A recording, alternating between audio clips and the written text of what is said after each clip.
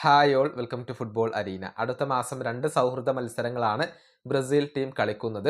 ഒരു ഏഷ്യൻ പര്യടനമാണ് അവർ നടത്തുന്നത്. ഒക്ടോബർ 10 നടക്കുന്ന മത്സരത്തിൽ സൗത്ത് കൊറിയയാണ് ബ്രസീലിന്റെ എതിരാളികൾ. വൈകിട്ട് 4:30 ആ മത്സരം നടക്കുക. പിന്നീട് ഒക്ടോബർ 14 നടക്കുന്ന മത്സരത്തിൽ ജപ്പാനെയാണ് ബ്രസീൽ നേരിടുക.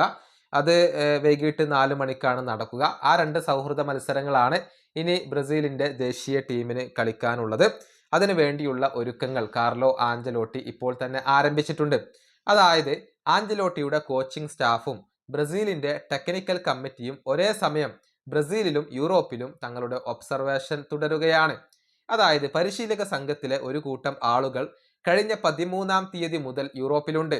ചാമ്പ്യൻസ് ലീഗ് മത്സരങ്ങളിലും ലീഗ് മത്സരങ്ങളിലും പങ്കെടുക്കുന്ന ബ്രസീലിയൻ താരങ്ങളെ ഇവർ കൃത്യമായി നിരീക്ഷിക്കുന്നുണ്ട്, വീക്ഷിക്കുന്നുണ്ട്. അടുത്ത മാസം 1 വരെ ഇവർ യൂറോപ്പിൽ തുടരും എന്നാണ് റിപ്പോർട്ടുകൾ. അതേസമയം മറ്റൊരു സംഘം ബ്രസീലിൽ തന്നെ ഒബ്സർവേഷൻ നടത്തുകയാണ്. ബ്രസീലിൽ കളിക്കുന്ന താരങ്ങളെയാണ് ഇവർ നിരീക്ഷിച്ചു കൊണ്ടിരിക്കുന്നത്. ഇത് പൂർത്തിയായതിനു ശേഷമായിരിക്കും സ്ക്വാഡ് പ്രഖ്യാപിക്കുക. അതായത് അടുത്ത മാസം തുടക്കത്തിലായിരിക്കും ബ്രസീലിന്റെ സ്ക്വാഡ് വരിക എന്നാണ് പ്രതീക്ഷിക്കപ്പെടുന്നത്. ഏറ്റവും തിരിച്ചടി ഏൽപ്പിക്കുന്ന കാര്യം എന്തെന്നാൽ നെയ്മർ ജൂനിയർ അടുത്ത സ്ക്വാഡിലും ഉണ്ടാവില്ല എന്നുള്ളതാണ്. കാരണം നെയ്മർക്ക് ഇപ്പോൾ മസിൽ ഇഞ്ചുറി പിടിപെട്ടിട്ടുണ്ട്. കുറഞ്ഞത് ഒരു മാസമെങ്കിലും അദ്ദേഹം പുറത്തിരിക്കേണ്ടി വരും എന്നാണ് റിപ്പോർട്ടുകൾ. അതായത് അടുത്ത തവണത്തെ ബ്രസീലിന്റെ ടീമിലും ഇടം നേടാൻ നെയ്മർ ജൂനിയർക്ക് കഴിഞ്ഞേക്കില്ല. ഈ വീഡിയോ അവസാനിപ്പിക്കുന്നു. അടുത്തൊരു വീണ്ടും കാണാം.